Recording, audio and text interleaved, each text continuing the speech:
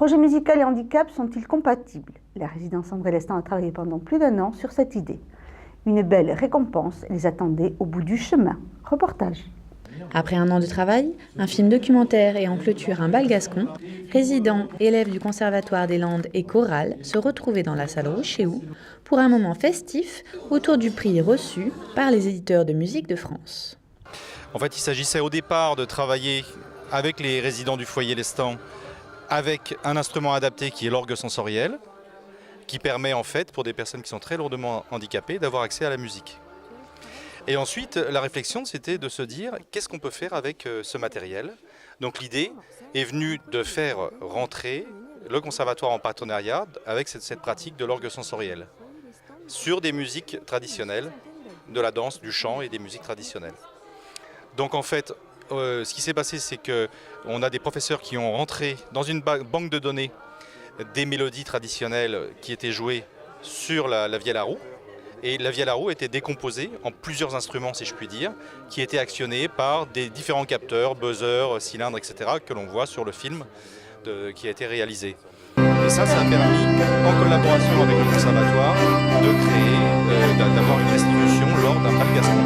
On était carrément dans quelque chose d'artistique et non pas de la musique adaptée pour les personnes en situation de handicap. Le film réalisé par Karen Bassompierre montre bien à quel point l'enseignement artistique peut être accessible à tous. On a découvert l'instrument, tous les musiciens et chanteurs qui sont avec nous. Et moi je trouvais ça formidable. Ouais, ça fait plaisir parce que on y a travaillé pendant 1 an et on arrive à donner un résultat en étant plusieurs. Donc ça fait forcément plaisir. C'est à la fois une envie de leur part de réaliser quelque chose. Et d'ailleurs au départ c'était pas évident de leur part, se disant est-ce que ça va marcher, est-ce qu'on va y arriver? Et finalement ils l'ont fait.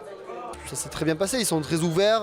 Après ils sont je pense hyper contents qu'il se passe des choses comme ça, qu'ils soient tout d'un coup acteurs. Il y en a quelques-uns, on le voit dans la vidéo, qui disaient qu'au départ ils ne se rendaient pas trop compte à quoi ça allait mener, puis au final il y a ce projet là, ils ont joué avec du public, ils sont sur scène, ça marche, on les applaudit, voilà, parce que c'est une réussite pour tout le monde, humainement, artistiquement, c'était hyper bien. Moi je souhaiterais que vous appreniez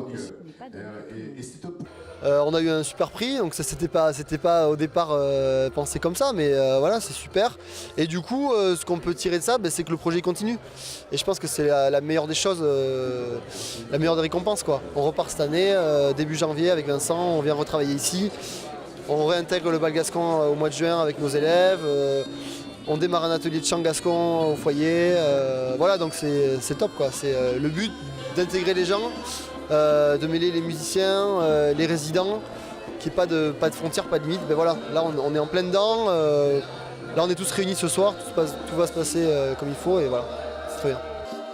Un projet artistique qui n'en est qu'à ses débuts, mais qui promet déjà de beaux moments de partage.